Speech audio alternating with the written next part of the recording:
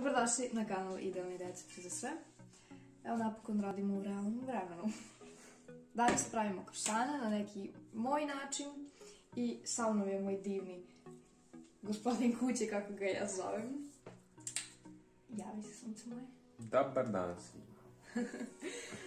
Ajde, da krenemo.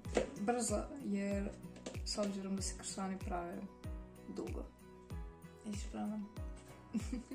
Spremi karte. Spremi karte, tako je.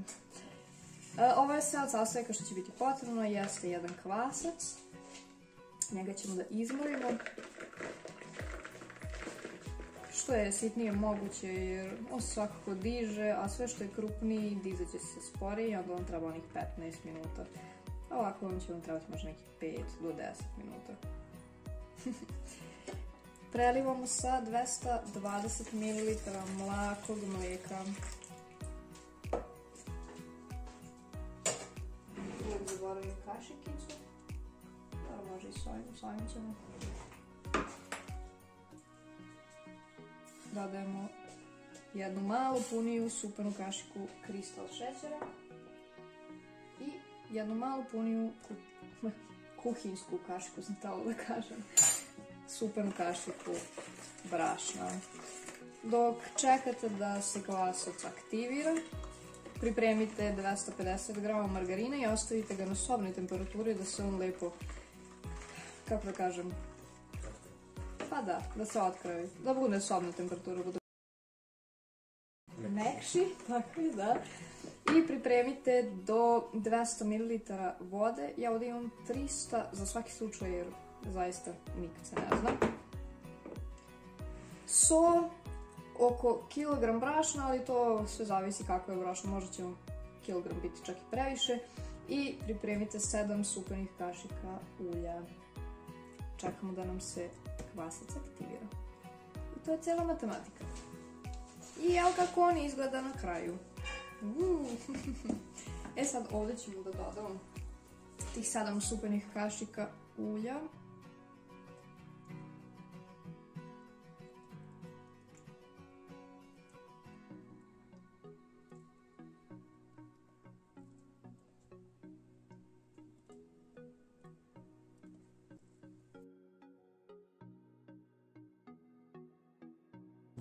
A, kako zapenim.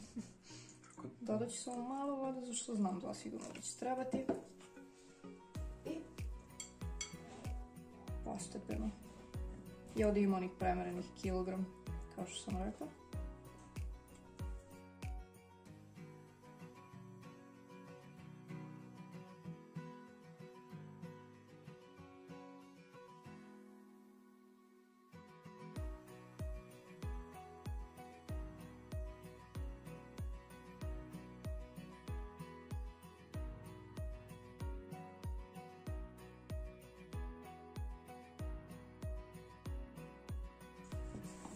Sad tih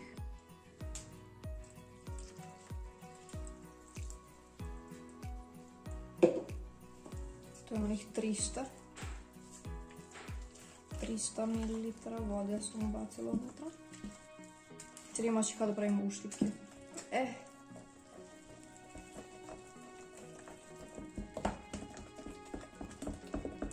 Praktično proces uopšte nije ni nešto specijalno drugačiji. Sve što više radiš varjačom, to bolje. To više rupica, to više šupljikavosti, to više onog savršenog dela kod bilo kojeg peciva koje se radi.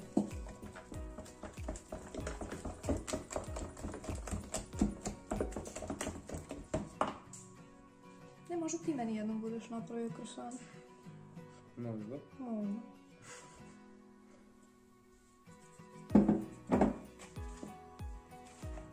Da. Ne mjesec. Ne naučim se kako ti kažem. Posmatraj, dragi moj, posmatraj.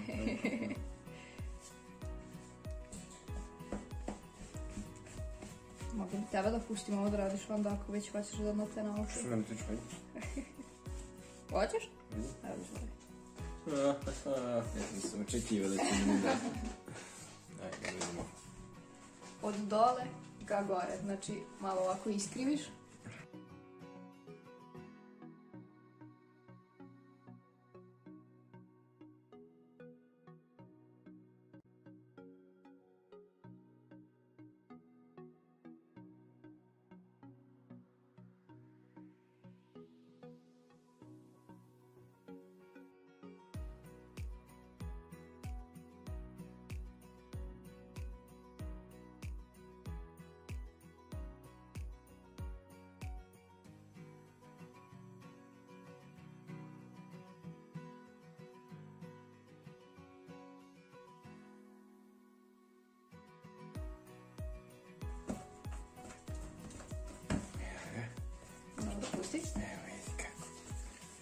Hadi nam Tako daš. se radi, bre. Tako se radi to. Tako se radi, zgađa se smoki.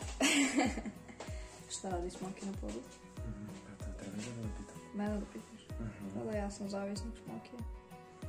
To je normalna stvar. Bacamo okladiju. Ovu, kako se zove? Varlja. Šta ti je? Jasno. Nismo dugo snimali. Uživo. Ovo bi sad pričali o ko zna čemu. Kako sada Oli tamo lupa nešto? Da, ali vjerovatno nešto, bože. Pa, tatica Macak, stalno u videima, stalno. Kad god čujete neko krčanje u zvuku, znajte da je Oli, naša divna maca, meni u krilima. Ili ako nestane slučajno zvuka. Da, i ako nestane zvuka, znači da ona mijauče, nešto mi govori, a ja pokušavam da radim. I onda šta da vam kažem? Postoji u jednom videu kako prede Da. dok ti pričaš. Pola videa ona prede. Ali to se ne čuje kada ja radim, pa nego tek posle. Čekaj, to u ovom s jabukom kolač, tako? Je, Nikolač, hleb. Hleb. Idete pogledajte taj video ako niste i tačno ćete čuti kako ona prede. Znači, ne odustaje. Čekujemo komentare. Da. Pozdravite Oli. Sada ga izbacujemo.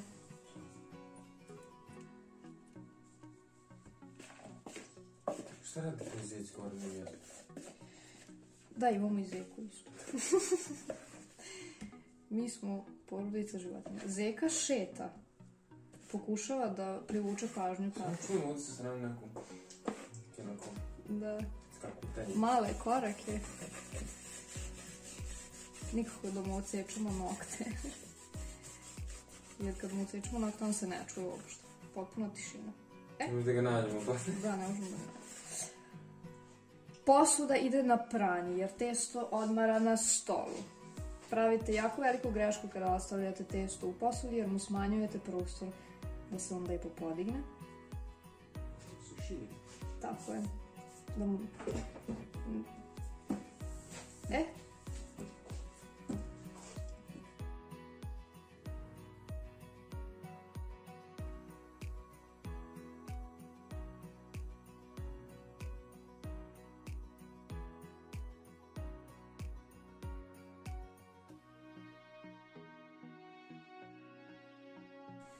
Evo ga.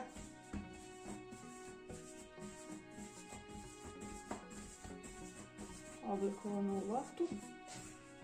Povoljiti radnu površinu. Dosta.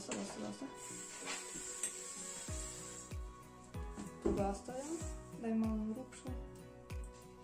Malo sam bukvalno jako malo. Ću dobiti čepić. Jedan čepić. Dobro. Hvala. I to je polo tako. Nije to nam. Povoljiti i testo. Jednu krpu. Krpa. Prekrijemo. Odmah dođe. I ostavljamo da lepo odmori.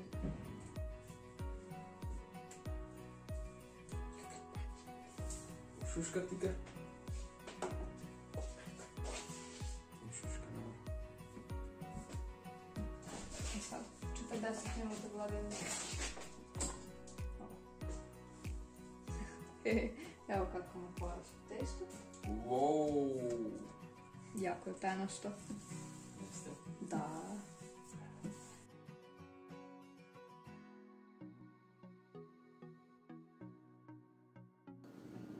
I kao što smo spomenuli, ona dva mala luda mačeta koje imamo su došli i krenuli su da pričaju sa nama. Pa time ja sada moram ponovo da snimam govor preko videa. Kada nam je testo poraslo, delimo ga na 16 delova ili ti 16 loptica. Kada se podele, obavezno ih formirajte u manje loptice. Odvojite 8 komada, a drugih 8 prekrijte sa krpom, jer će oni dodatno malo da se podižu dok mi razvijamo prvih 8.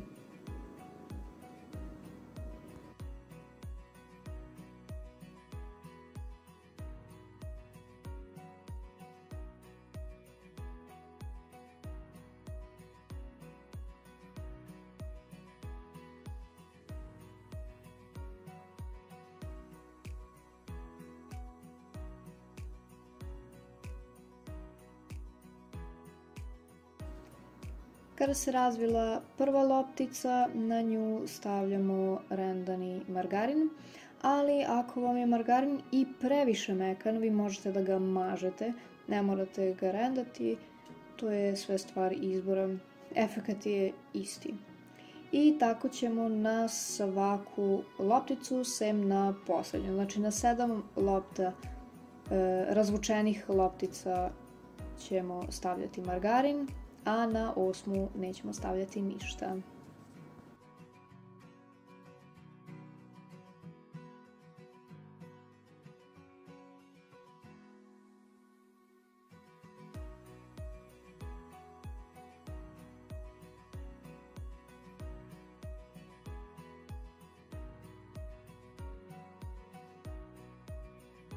Ne morate da se opterećujete da li će da bude pravilan krug ili ne, jer kao što vidite, moja bolja polovina ili ti gospodin kuće kako je razvijao, bilo je daleko od kruga, ali je poslužilo. Bilo je sasvim u redu i sve je moglo lepo da se formira u krug sa rukama.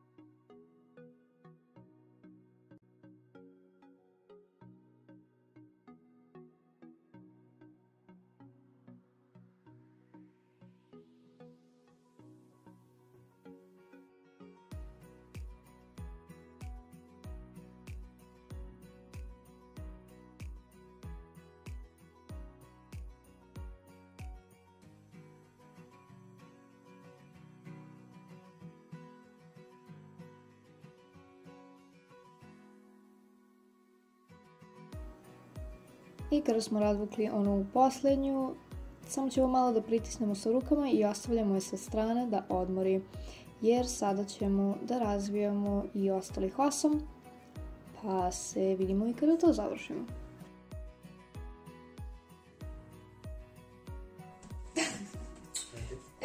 Evo, gotovo. Ovo nam se to malo podiglo dok smo ovu sređivali.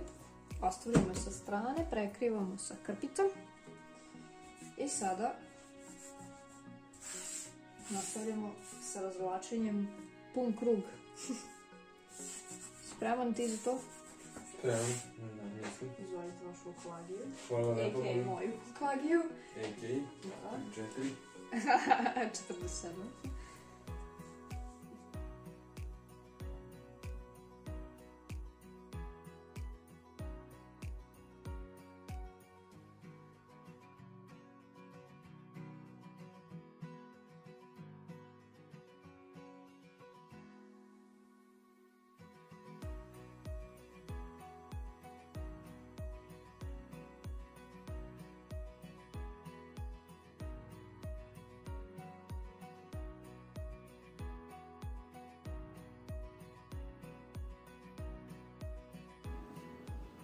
Sada kada smo razvukli testo, sečemo ga na 8 delova.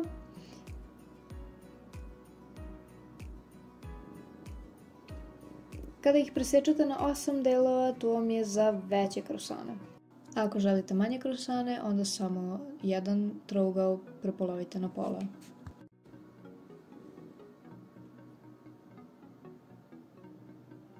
Ja sam se na kraju ipak odlučila da napravim manje krosane i da ću napraviti 2 veće za gospodina kuće da sutra može da nosi za doručak. Sa čime god da filujete krosane, obavezno ih malkice ušuškajte, samo stranice od testa ubacite ka sredini i tako ušuškavamo. Blago razvlačite kraj testa i rolajte da što više imate krugova oko krosana. Da otprilike izgleda ovako. Pratite me što ja radim i ne možete da pogrešite nikako.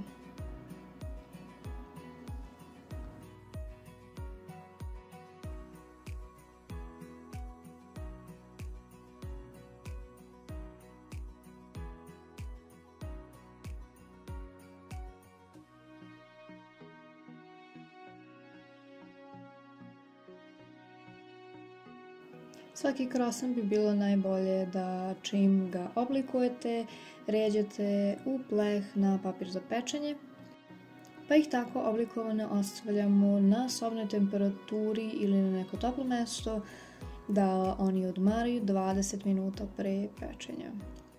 I odmah nakon odmaranja ubacujemo ih u zagrejanu renu na 190 stepeni da se peku sve dok ne dobiju ovu lepu zlatnu boju.